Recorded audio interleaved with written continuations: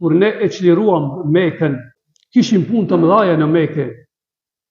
Por Muhamedi alayhi salatu wassalam e pa një grua të plak, të u drejtua ka hajo, e nxori mantillin e tij, e shtriu për tokë dhe ulën me atë gruan e plak duke biseduar.